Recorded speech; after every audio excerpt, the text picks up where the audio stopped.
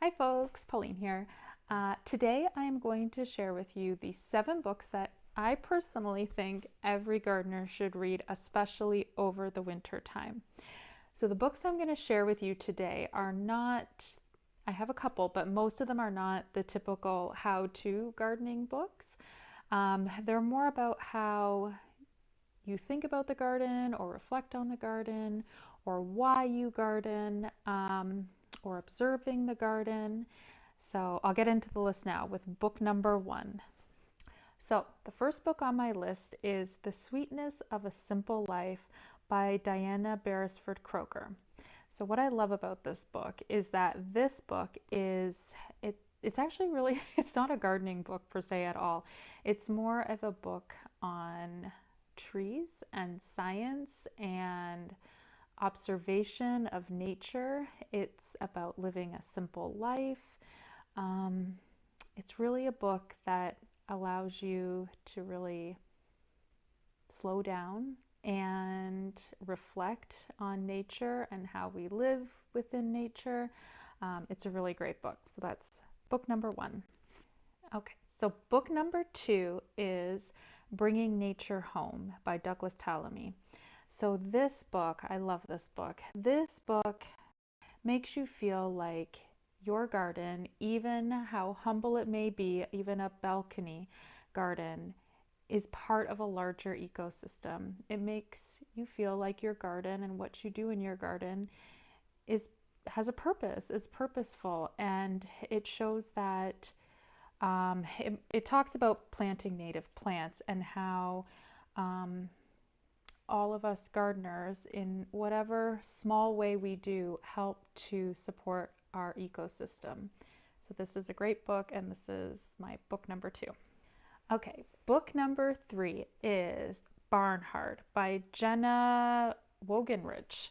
And I really like this little book. It's written like a memoir, and it's about her and her dream to have her own farm one day.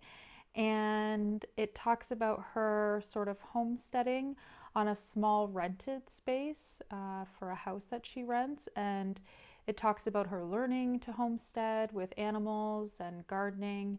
And what I like about it is you're following along on her dream and her dream to have her farm. So this is a really great book if you are, especially if you're in that dreaming phase, that you can start a garden where you are right now. So this was great.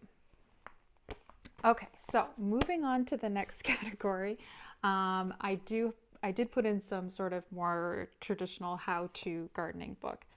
So my next book is Epic Tomatoes by Craig LeHoulier, I guess is how you say it. Now, what this book is really good is it helps you to really think about how you're going to choose something for your garden. And he breaks down just attributes of the different tomatoes, and it introduces you to ones you may have not heard of. And it makes you really think more about taste and less about productivity. And I'm all about taste, so it just helped you to analyze that a little bit more. And again, just lots of different varieties. So this was a great book.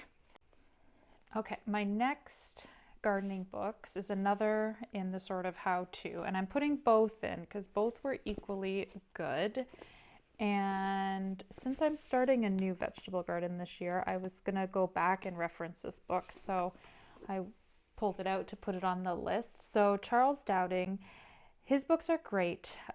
He teaches the no-dig method, and what is great about him, if you want just a calm, reassuring voice that doesn't overcomplicate anything, keeps everything as simple as it needs to be, to get you up and off the ground and growing your own produce. This is either of his books are great. Maybe start here, but both of these made the list just for that reason, because of just how simple and sort of uncomplicated he makes everything.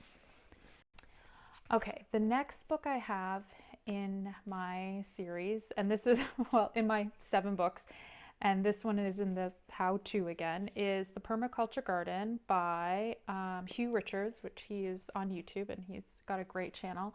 The reason I like this book is that it is filled with very clear ways to introduce permaculture into your garden.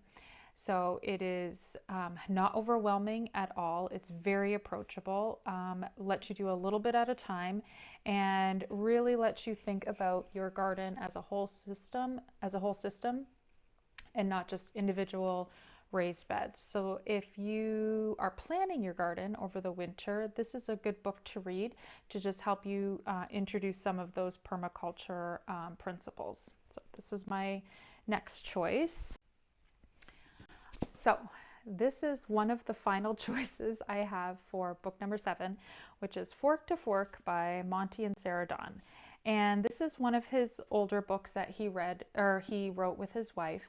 And what I love about this book is that it definitely is not a how-to book. He talks a little bit about growing vegetables in it, but it's more about the seasons and how you grow through the seasons and harvest through the seasons and cook through the seasons.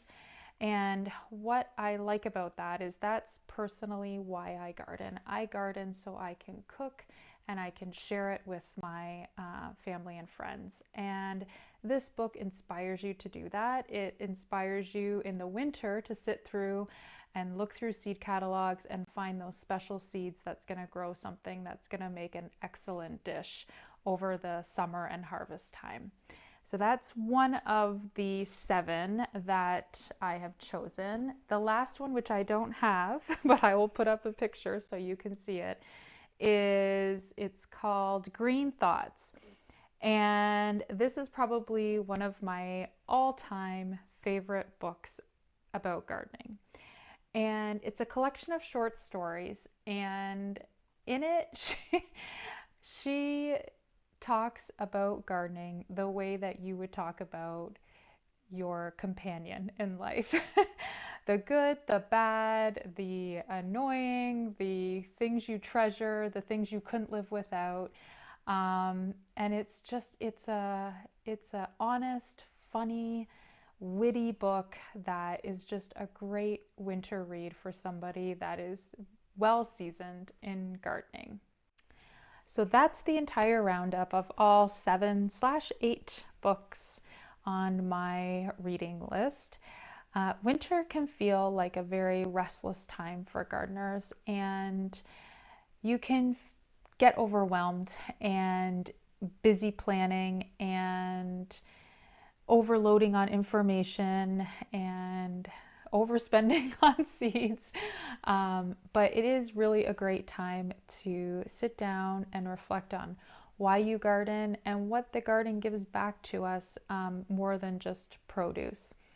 I hope one of these books inspired you to do a little bit of reading over the winter, and I will link all of the books that I listed, and I will see you in the next video.